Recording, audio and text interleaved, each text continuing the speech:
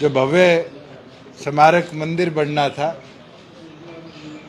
उसकी जल्दबाजी में नींव रखी जा रही।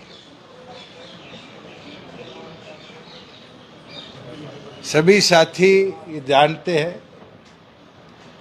कि दिल्ली के रविदास जी के मंदिर के टूटने के बाद जननायक जनता पार्टी ने ये वादा किया था, और आज जो हमारा लास्ट बजट था उसमें इसकी घोषणा हुई, और आज दूसरी बार उसका भूमि पूजन किया जा रहा है।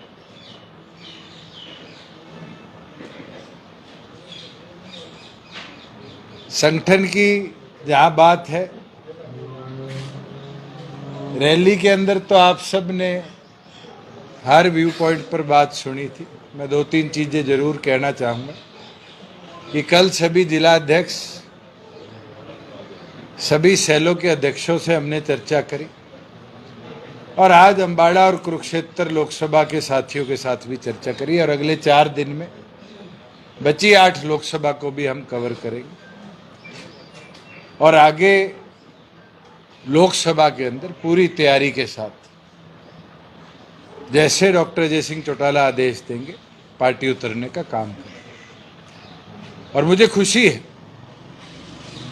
कि हर वर्कर के चेहरे पे वही जोश, वही रौनक है जो पार्टी फॉर्मेशन पे थी, विधानसभा चुनाव में थी या उसके बाद। और इनके सहयोग से पहले से भी ज्यादा ताकत के साथ लोकसभा भी, विधानसभा भी जननायक जनता पार्टी लड़ने का काम करेगी। और मैं नई सरकार से ये आग्रह करता हूं कि एक विषय बड़ा महत्वपूर्ण है आज के दिन में। जो पिछले दिनों ओलावृष्टि हुई थी, उसकी हमने गिरदावरी की एक्सटेंशन करी थी 15 तारीख। आज शाम को गिरदावरी की रिपोर्ट सारे जिलों से आ जाएगी। मेरा नए मुख्यमंत्री से ये आग्रह है, क्योंकि महकमे तो अभी तक किसी को दिए नहीं, तो सारे उन्हीं के पास है, कि इमीडिएटली जैसे हम करते थे गिरदावरी रिपोर्ट के अनुसार, इमीडिएटली कोड ऑफ कंडक्ट से पहले जितने हमारे फार्मर्स को क्षति हुई थी, क्षतिपूर्ति पोर्टल पर उनने रिपोर्टिंग करी थी, उनको मुआवजा अगले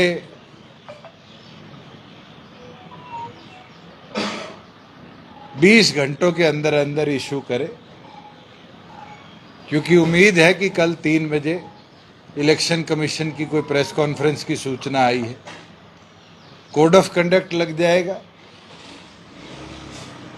हमारा वो पीड़ित किसान जिसकी फसल को क्षति हुई है, उसको फिर 2.5 महीने से ज्यादा का इंतजार करना पड़ेगा।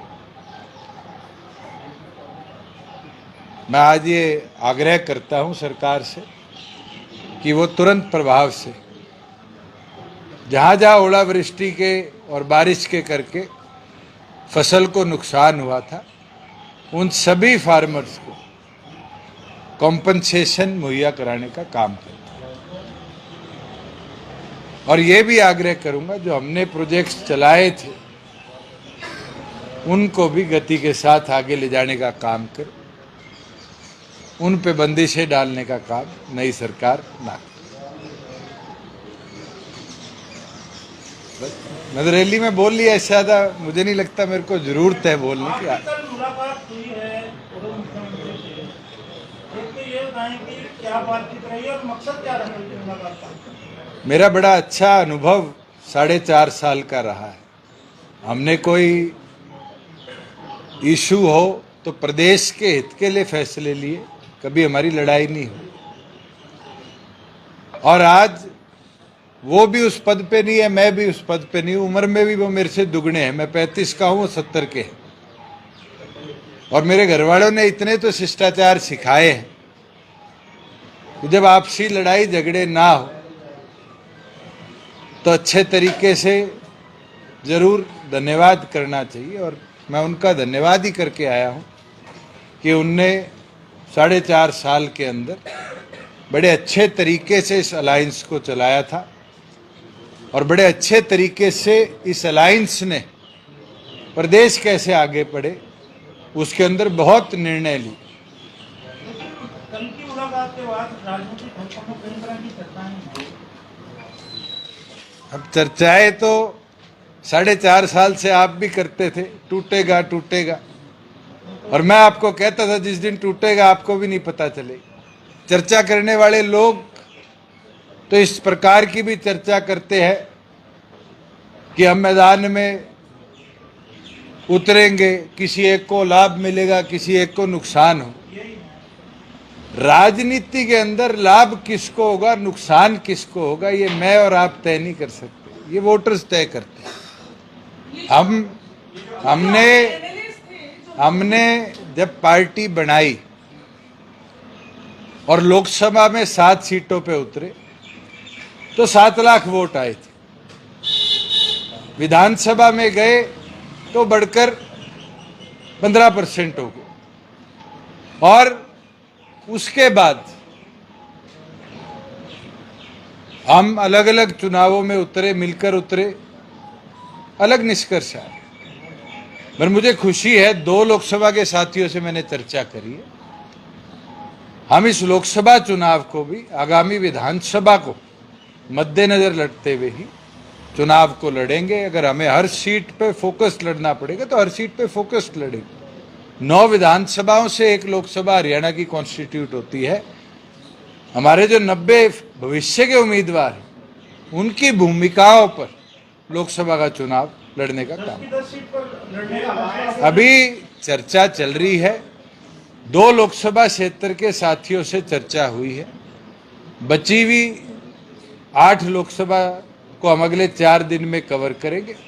उसके बाद पार्टी की पीएसी के आगे हम अपनी रिपोर्ट भी रख देंगे। जो निर्णय संगठन की लीडरशिप का होगा उसके ऊपर काम। 5 एमएलए आपके 5 एमएलए कहीं सारे खिलाफ नजर आ रहे हैं। 5 एमएलए जो थे वो दिल्ली भी नहीं गए थे और यहाँ भी नहीं आए। क्या कंपेलिंग सर्कमस्टांसेस रहे कि रात-रात को ये अलायंस तोड़ना पड़ा? एक दूसरा, जो 25 अक्टूबर आए थे, 25 अक्टूबर 2019 को जब दिल्ली में अलायंस स्टिच किया गया था रात को, ऐसा क्या हुआ कि 11 तारीख को अभी जो है फरवरी के सोमवार इसका इसको जो है किसने जो है ना इसका विवरण अलायंस में इसी में मेरे की अलायंस को तोड़ा किसने, बीजेपी ने या जेजेपी ने सर? और क्या कारण मैं आपको एक चीज बड़े अच्छे तरीके से कह सकता हूं कि हमने जो आखिरी एनडीए की हमारी चर्चा की मीटिंग हुई थी उसमें भी ये विषय रखा था कि 5100 रुपया पेंशन कर दो। आपके 10 सिटिंग एमपी हैं, हम 10 के 10 सीटों पर आपका साथ देने को तैयार। हमारा एक इशू पूरे घोषणा पत्र का जो हम पूरा नहीं कर पाए वो हमारी मांग थी, उसको हमने रखा। उस इशू के ऊपर विचार के लिए समय मांगा गया और सुबह मैंने तो इस्तीफा नहीं दिया, क्योंकि सीएम रिजाइन करते हैं तो पूरी कैबिनेट रिजाइन हो जाती। मुख्यमंत्री जी ने रिजाइन किया, बीजेपी की बैठक हुई, सरकार वो पहले भी अकेले बना सकते थे, अब भी बनाई है। उस समय उनको हमारा सहयोग चाहिए था, उनने लिया। आज उनको लगा कि हम अपने दम पर बना सकते हैं, उन्हें बना ली। मेरे पास जो सुविधाएं थी विद इन आवर्स मैंने भी सारी रिटर्न कर दी। मैंने तो चीफ सेक्रेटरी को भी लिख के भेज दिया कि ऑल्टरनेटिव अकोमोडेशन मेरे को दे दी जाए। आज के दिन चौधरी देवीलाल जी के जीवन से एक चीज सीखे, ये राजपाट किसी के बापोती नहीं, ये तो आते जाते की चीज है। मेहनत करेंगे, संघर्ष करेंगे तो और मजबूती के साथ हरियाणा प्रदेश के अंदर विधानसभा में भी सदस्य लेके आएंगे और लोकसभा के अंदर भी हरियाणा को गूंगा नहीं रहने देंगे। इस चुनावों के अंदर ऐसा नेतृत्व जरूर लोकसभा में जाएगा जो जैसे मैंने 5 साल सांसद के बतौर कमेरे की आवाज बनकर लड़ाई लड़ी थी, वो लड़ाई लड़ी। अब जब आप लोकसभा चुनाव में जाएंगे, क्या इन्हीं कामों के साथ जाएंगे या अपने अलग से बताएंगे कि हमने क्या किया है, हमारा क्या विजन है? आपने कहा 4 साल बड़े अच्छे रहे, मुझे लगता है अच्छे रहे हैं तो विजन तो बड़ा क्लियर था। हरियाणा को आधुनिक बनाया। मैं तो खुशी के साथ कहता हूँ 20,000 किलोमीटर इतने छोटे प्रदेश में हम 4 साल में रोड नेटवर्क दुरुस्त कर पाए।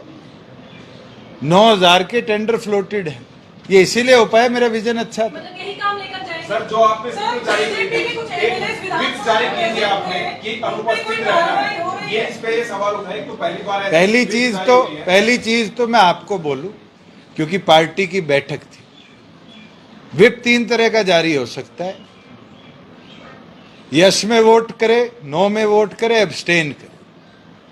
जब पार्टी को सूचना मिली उससे पहले सेशन की हमने पार्टी रैली तय कर रखी थी हिसार लोकसभा, तो हमने सबको कहा एब्सटेन करें।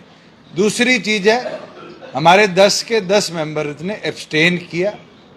5 लोग जो यहाँ मौजूद थे उनको जो कार्रवाई संगठनिक तौर पे होनी है वो सरदार निशांत सिंह जी करेंगे। विधानसभा के तौर पर, लीडर के तौर पर अगर वो व्हिप का उल्लंघन करते तो मेरी जिम्मेवारी थी, मैं जाकर उनकी सदस्यता के ऊपर एक्शन लेता। तो विधानसभा लेवल पे कोई कार्रवाई नहीं, पार्टी लेवल पे कार्रवाई हो सकती है, विधानसभा लेवल पे नहीं होगी। एमएलए मेंबर के तौर पर नहीं आपको लगता है उल्लंघन हुआ है? वोट से एब्सटेन करने के आदेश थे, वो एब्सटेन हुए। पार्टी ने जो कार्रवाई करनी है, और मैं तो देखो सच्ची खरी बात बोल दूं, जो हमारे विचार के थे और जो हमारे साथ लंबे समय तक रहे वो आज भी खड़े। और आपने शायद मेरा इशारा विधानसभा सेशन के दौरान नहीं समझा। मैंने एक बात कही थी, मैं कहा मौसम आ गया, कहीं आएंगे कहीं जाएंगे, और ये चीज पूरे देश में आज के दिन हो। मैं क्यों अभी बजाऊं? आज भी सेशन होगा तो मेरे पास व्हिप की ताकत है, पार्टी के आदेश अनुसार ही कार्रवाई होगी। ऑर्गेनाइजेशन लेवल पर क्या एक्शन लिया जा रहा है? देखो, निशांत सिंह जी आपको इसके बारे में बेटर ब्रीफ कर पाएंगे क्योंकि स्टेट प्रेसिडेंट वो है। एक सेकंड। दूसरी चीज है, आज के दिन प्रदेश के अंदर या देश के अंदर विधायक संगठन से बनते हैं, संगठन विधायकों से नहीं बनता। और ये दौर हमारे परिवार ने 4 पीढ़ियों तक देखा है। यही पड़ोस वाला एमएलए हॉस्टल था, गयालाल जी पाइप से उतरे थे और भजनलाल जी के साथ सरकार में और विधायकों को लेके चले गए थे। हमने तो 4.5 साल मजबूती से प्रदेश के हित में काम किया, सरकार चलाई। अब कोई अपनी भावना, अपनी इच्छा से कोई राजनीतिक फैसला लेगा, मुझे नहीं लगता हम उसको रोक भी पाएंगे। मगर सेशन में भी कहा दीपेंद्र सिंह हुड्डा बाहर भी कह रहे हैं, जहाँ भी संबोधन उनका हो रहा है कि ये तो फिक्सिंग मैच हुआ है, वोट काटने के लिए अलग अलग हो गए और इनकी जिस तरीके से अलग अलग हुआ। चलो, क्या रिएक्शन है शुरू की इस बयान? हुड्डा साहब से ये बयान दिलवा दो कि मैं उनकी मदद कर दूं। क्या हुड्डा साहब कहेंगे मेरी मदद कर? आरोप लगा रहे हैं। आरोप लगाना बहुत आसान है।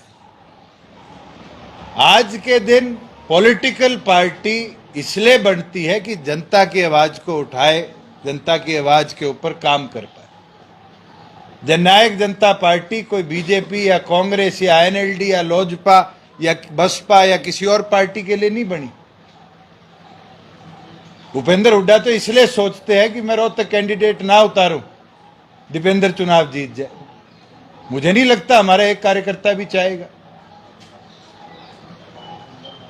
मैं तो कल का देख रहा हूं घटनाक्रम, छोटे छोटे पार्टियों के नेता भी क्या बोल देते हैं कि ये प्लानिंग से अलग हुए।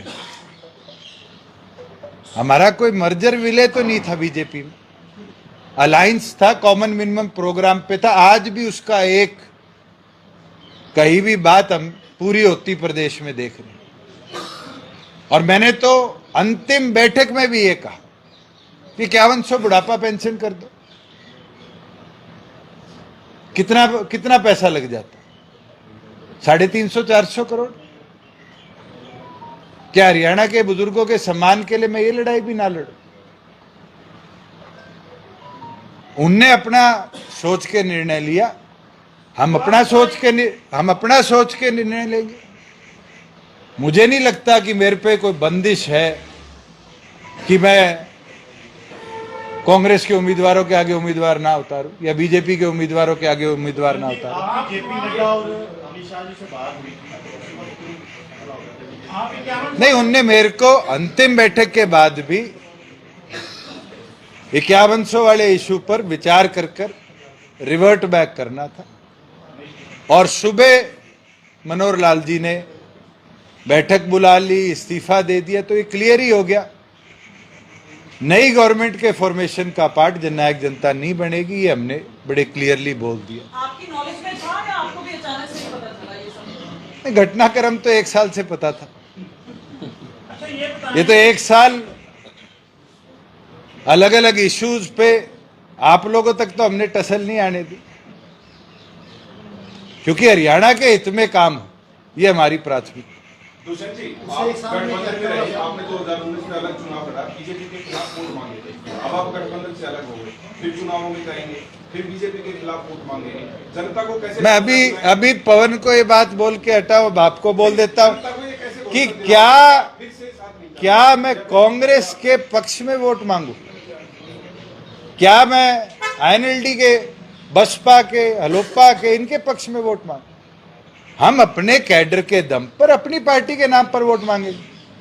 मैं बीजेपी के साथ रहा हूं तो चीजें मनवाई है। जो चीज हमने जनता के लिए घोषणा करी थी, आज 3000 रुपया बेरोजगारी भत्ता मिलता है, तो हमने कहा था आज के दिन महिलाओं को 50% हिस्सेदारी पंचायतों में, 33% डिपो में, 8% बीसी को। ये घोषणाएं हमारे घोषणा पत्र का हिस्सा थी जो हम पूरी कर पाए। और जो भी पॉलिटिकल पार्टी अलायंस करती है उसकी प्राथमिकता होती है कि उसका जो विजन था, जिसके साथ लोगों ने उनको चुन के भेजा, वो पूरी कराई जाए। वो हम करवा पाए। आपका स्टेट के अंदर रास्ता चलो अलग हो गया, ऊपर आप एनडीए में अलायंस थे, अब आप कह रहे कांग्रेस के साथ अब नहीं जाएंगे, तो रास्ता क्या है? अभी भी आप एनडीए की विचारधारा को सपोर्ट करते हैं? आप मेरे पुराने अलाय पार्टनर आज कांग्रेस के साथ चले गए। आम आदमी पार्टी कुरुक्षेत्र से चुनाव लड़ रही है, दिल्ली में साथ लड़ रहे हैं। उनसे तो पूछो पंजाब में अलग क्यों लड़ रहे हैं? पॉलिटिकल डिसीजन जब ही ले पाएंगे ना जब हमारे मेंबर तो चुन के जाए ऊपर। हमारा तो लक्ष्य ये है कि पार्लियामेंट के अंदर हमारे मेंबर संख्या बल के साथ पहुंचे। आप एक बार फिर से आप भी उतरेंगे मैदान के अंदर, क्योंकि पहले भी पार्टी मेरी ड्यूटी लगाए, पार्टी रमेश खटक जी की ड्यूटी लगाए, पार्टी सेलवाल जी की ड्यूटी लगाए, पार्टी प्रीतम जी की ड्यूटी लगाए। जिसकी ड्यूटी लगाएगी, कोई एक साथी ऐसा नहीं है जो एक कदम भी पीछे हटे। आपके जो चाचा हैं वो बोल रहे हैं कि आप और आपके पिता जेल जाएंगे, ईडी, आईटी, सीबीआई आपके पीछे पड़ेगी। मुकदमा उन पे है, मेरे पे नहीं है। सब वही कह रहे हैं कि सही हुआ कि टाइम मुकदमा उनके ऊपर चल रहा है, मेरे ऊपर नहीं चल रहा। मुझे घबराने की जरूरत नहीं। Sir, is there any possibility of postpone alliance? Is there any possibility of possibilities तो राजनीतिक में कब क्या परिस्थिति बन जाए। You were pressing for your own common minimum programs aspect, but when they have not completed, then you still. Oh, they have completed a lot, my friend. Only one issue was not completed. That was 50 and 100 rupees old age pension. मैंने तो धड़ल्ले से मनवाई है चीजें, यही असली वजह है। और मैं खुश हूं कि हरियाणा की जनता को जो वादा हम कर आए, अधिकतम वादा हम पूरा कर पाए। और मेरे साथ रिश्ते कोई 1 के 2 के 5 के नहीं है। मैं 5 साल MP रहा हूं, मेरे सारी पार्टीज के अंदर दोस्त है। ये पहले अभी मैं शुरू इससे कर चुका हूं क्योंकि अभी 8 लोकसभा को हम 4 दिन में कवर करेंगे, ये निर्णय उसके बाद। सर ये जो अलायंस टूटा है इसमें खट्टर साहब की कुछ भूमिका आपको लगती है? भाई उसका जवाब तो वो दे पाए। आपकी तो असली वजह, आप असली वजह 5100 को ही मानते हैं सर, 5100 पेंशन ना दे पाए। पॉलिटिकल डिसीजन होगा, सीट शेयरिंग को लेकर भी बातें हैं कि ये पॉलिटिकल डिसीजन NDA के अंदर BJP का होगा कि उनने इनकम्बेंट चीफ मिनिस्टर को हटा दिया, तो मैं तो काउंसिल में मिनिस्टर था, साथ ही गया। नई गवर्नमेंट की फॉर्मेशन में हम क्लियर कर चुके थे, we will not be a part. आज के दिन मुझे कोई लालच नहीं है 1 कोठी 2 गाड़ी की, 1 दफ्तर की। जिस दिन CM ने इस्तीफा दिया 5 मिनट बाद मैंने सारे स्टाफ को बुलाया, थैंक यू किया और कहा गाड़ियां जमा करा दो। आज के दिन कोठी है, खाली कर रहा हूं। जहां पहले पंचकूला रहता था वहां पेंट शुरू करा दिया, 15 दिन में शिफ्ट हो जाऊंगा। ऑल्टरनेट अकोमोडेशन मेरे को मिल जाती है, उसमें सामान शिफ्ट कर दूंगा। ये तो सरकार की दी चीजें सरकार के साथ जाती है, और इनके लिए रोने की आदत मुझे नहीं लगता चौधरी देवीलाल जी में थी या उनके बाद हमारे तक किसी में है। मैं MP का चुनाव हारा, 18 जनपद अगले दिन रंजन बहन को अलॉट हुई, उनको दे के आगे। आज भी उस घर में जाता हूं, मेरे रिश्ते हैं उनके साथ, 5 साल मेरे साथ MP थी। मगर कभी मैंने उनको ये तो नहीं बोला कि 2 साल 3 साल, या कभी आपने ये सुना हो कि यहाँ मैं डिप्टी चीफ मिनिस्टर बन गया और मैंने BJP को कहा 18 जनपद वापिस दे दे। दुष्यंत जी आपको लगता है उसके पूर्व CM खड़े हुए हैं, उनका नाम अनाउंस हो गया, आपने 2 सीटें कहा है कि 2 सीटों का भी नहीं है लोकसभा में, करनाल सीट को लेकर जज्बा का स्टेट क्या होगा? आपको मैंने कहा कि अभी अंबाड़ा और कुरुक्षेत्र के कार्यकर्ताओं से हमने चर्चा करी, 8 लोकसभाओं के कार्यकर्ताओं से हम चर्चा करेंगे। चर्चा कर कर कौन कौन साथी हमें सूटेबल लगते हैं चुनाव लड़ने के लिए, उनको जिम्मेदारियां दे देंगे। जो कार्यकर्ताओं के विचार है वो विचारों को डॉक्टर साहब के और PAC के आगे हम ले जाएंगे। जो राष्ट्रीय अध्यक्ष फिर निर्णय करेंगे, सब पे लड़ने का, किसी पे नहीं लड़ने का, या फोकस सीट्स लड़ने का, फिर वो तो उसके बाद की बात है। अपोजिशन कह रहा है एंटी इनकम्बेंसी जो थी गवर्नमेंट की, उसको चेक करने के लिए CM को रिप्लेस किया गया है। तब तो मैं भी ऑपोजिशन में हूं, नए चीफ मिनिस्टर है, शुभकामनाएं। अब मैं भी चेक किया करूंगा। मेरा बड़ा अच्छा अनुभव रहा है। मेरे से दुगनी उम्र के वो थे।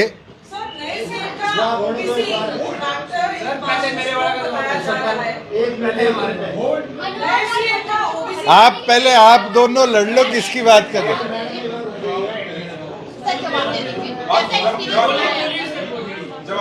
मेरे से दुगनी उम्र के थे और मेरा 4.5 साल का अनुभव उनके साथ बेहद अच्छा रहा। जरूर हमारे मनमुटाव इश्यूज पे, पॉलिसीज पे आए, मगर हमने प्रदेश हित प्राथमिक रहे इसको सोचते हुए कदम उठा। और कभी भी मुझे नहीं लगता कि कैबिनेट में मैंने कोई फाइल फेंकी या आपकी कलम को कहीं जगह दी कि हमारे बीच में कुछ ऐसा है जिससे स्टेबिलिटी नहीं। उनने समय समय पर मुझको लगता है कि अपने एक्सपीरियंस से जरूर कुछ ना कुछ सिखाया होगा जो आने वाले भविष्य में काम आए। और मैं भी मानता हूँ 4.5 साल जिस पद पर मैं रहा हूँ, उस पद की गोपनीयता को भी, गरिमा को भी मैंने भी बहुत अच्छी तरह निभाया।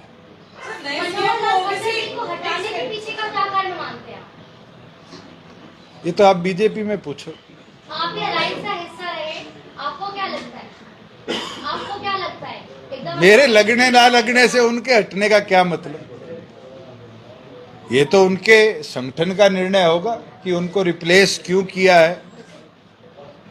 सर नए सीएम का ओबीसी कार्ड को एक मास्टर स्ट्रोक बताया जा रहा है। अपना बड़ा लिमिटेड टाइम है। मैं मानता हूं कि 2 दिन में कोड ऑफ कंडक्ट लग जाएगा, 2.5 महीने कोड ऑफ कंडक्ट के रहेंगे, 2 महीने उसके बाद गवर्नेंस के रहेंगे और इतने में विधानसभा चुनाव का बिगुल बज जाएगा। ये तो हमारे पड़ोस वालों ने भी देखा था शॉर्ट टर्म में क्या हालात हुई थी और क्या परिस्थितियां बनी थी।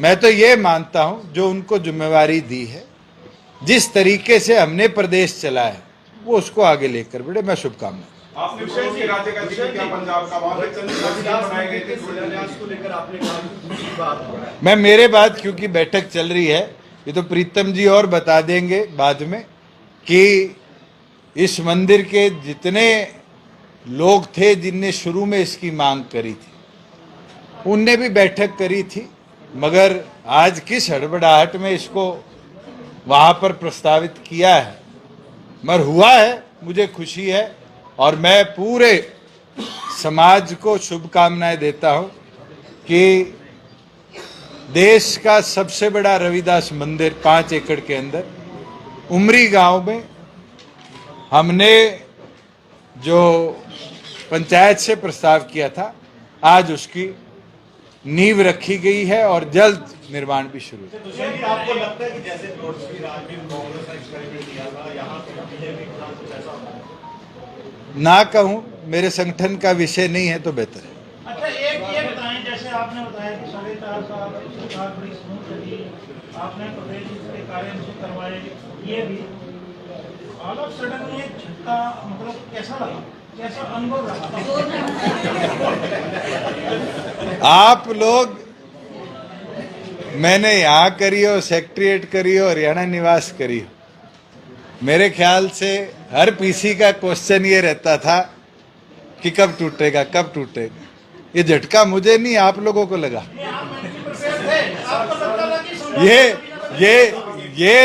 ये तो आप लोगों के लिए झटका था कि पता नहीं चला और सुबह सुबह इतना बड़ा बदलाव हो गया। मैं तो मानसिक तौर पर पहले दिन से तैयार था, और कब तक चलेगा और कितना चलेगा ये अलायंस, आप एक बार राकेश जी मेरी सुन लो, ये अलायंस के अंदर ना 1 स्टेट 2 स्टेट 5 स्टेट नहीं, पैन इंडिया है। पॉलिटिकल डिसीजंस होते हैं, पार्टी कौन सी पहले लेगी और किस परिस्थिति में लेगी ये उस पर निर्भर करता है। यही पंजाब की असेंबली है, आम आदमी और कांग्रेस के विधायक किस गिरे हुए लेवल पर डिबेट्स कर रहे हैं, और वही हाथ मिला के दिल्ली हरियाणा नहीं लड़ रहे। हम शायद उस लेवल पे तो नहीं गिरे, हरियाणा में अभी भी राजनीतिक पृष्ठभूमि का एक लेवल है, और मुझे लगता है मैं 35 का हूं, मेरे जीवन काल में तो उसको गिरने नहीं दूं, या मैं तो उसको नहीं घेरूंगा, कोई और घेर दे वो उसकी किस्मत। तेरे को कर लेता भाई फॉलो। सर, आपके चाचा कह रहे हैं कि सही हुआ कि टाइम रहते हुए आपसे अलग हो गए, वरना अगर आज आप लोग साथ में होते तो आपके साथ वो भी फिस जाते। अब इसका मैं क्या जवाब दूं? मेरे साथ तो वो कभी आए ही नहीं, हमें तो काटा था। हमने अपनी शुरुआत करी और बड़े अच्छे तरीके से हरियाणा के हित के लिए हमने कदम उठाए, ना हम पिसे और ना हमने पिसना।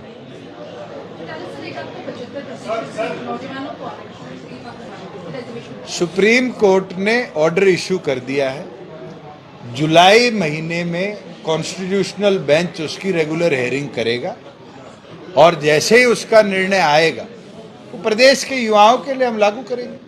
वो तो एक्ट बन चुका है, इन फोर्स है, क्योंकि हाईकोर्ट ने उसको टर्न डाउन कर दिया तो हम सुप्रीम कोर्ट चले गए थे, और सुप्रीम कोर्ट के अंदर भी जहां गवर्नमेंट की तरफ से पिटीशन है, मैं भी अपनी तरफ से अब वकील की इन्वॉल्वमेंट जरूर रखूं, क्योंकि वो मेरा सपना है और उसको पूरा करने का काम है। देखो, कोई भी होगा 2029 के चुनाव में ही लागू हो पाए, और बहुत लंबी रिपोर्ट है। मुझे नहीं लगता आप लोगों को या मुझे भी समय मिला होगा कि ये रिपोर्ट पढ़ ली। मैं इसका आज भी पक्षधर हूं कि देश में एक समय पर चुनाव हो, उससे दोनों तरफ गवर्नमेंट मशीनरी का भी, इलेक्शन कमीशन का भी और पॉलिटिकल पार्टीज का भी बहुत ज्यादा जो खर्चा होता है वो समाप्त हो। इलेक्ट्रल बोर्ड की एक लिस्ट अपलोड हुई है, ना तो किसने किस पार्टी को वो दिया है बॉन्ड, उसका कोई डाटा अभी तक हम देख पाए हैं। मुझे लगता है जितना निष्कर्ष मैं देख पाया हूं उसमें जेजेपी नहीं है। 4.5 साल राज में रहा हूं, बट मैं ये विश्वास के साथ कह सकता हूं कि हमारी पार्टी का नाम इलेक्ट्रल बॉन्ड में नहीं है।